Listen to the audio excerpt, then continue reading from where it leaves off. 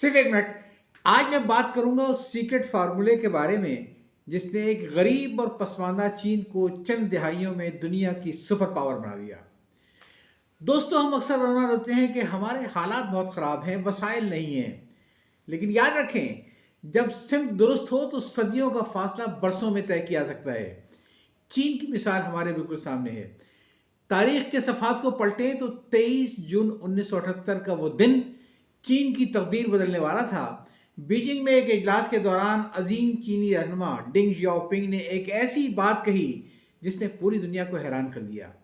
उन्होंने कहा कि हमें सिर्फ चंद दर्जन लोग बाहर नहीं भेजने हैं, बल्कि हमें हजारों की तादाद में अपने बेहतरीन दिमागों को दुनिया की टॉप यूनिवर्सिटी में भेजना है, ताकि वो जदीद तरीन साइंस और टेक्नोलॉजी को सीख कर वापस आएं। डेंग जियाओपिंग का विजन बिल्कुल वाज़ेह था। उन्होंने अपने खिताब में जोर देकर कहा कि अगर हमें जदीद दौर का मुकाबला करना है तो हमें अपने तालीमी मेयार को बैनुल अक़वामी सतह पर लाना होगा। हमें इस बात की परवाह नहीं करनी चाहिए कि आज हमारे पास वसाइल कम हैं। हमें अपने नौजवानों पर सरमायाकारी करनी है, क्योंकि यही हमारी बका का रास्ता है। इस एक फैसले का नतीजा क्या निकला? आज चीन सालाना 400 से 500 मिलियन डॉलर सिर्फ सरकारी वज़ाइफ पर खर्च करता है, जबकि चीनी अवाम अपनी जेब से सालाना 30 से 40 अरब डॉलर गैर मुल्की तालीम पर लगाते हैं।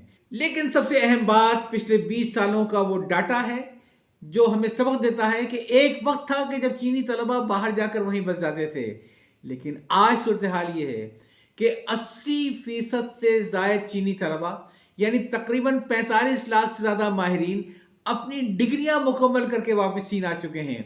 और वहाँ से सिर्फ डिग्री नहीं लाए हैं, बल्कि वो टेक्नोलॉजी, वो विजन, वो डिसिप्लिन लेकर आए हैं जिसने चीन को टेक्नोलॉजी का बादशाह बना दिया है। पाकिस्तानियों के लिए सबक बहुत सादा है। हालात कितने ही कठिन क्यों ना हो, अगर हम तालीम को अपनी तरजीह बना लेंगे और अपने नौजवानों को सही सिमत दे देंगे तो कोई ताकत हमें आगे बढ़ने से नहीं रोक सकती है। चीन ने साबित कर दिया कि तरक्की का रास्ता कारखानों से पहले क्लासरूम से होकर गुजरता है। हमें भी अपनी सिमत को दुरुस्त करना होगा, क्योंकि मंजिल अब ज़्यादा दूर नहीं है। अपना ख्याल रखिएगा। या चाहता हूँ, अल्लाह हाफ़िज़।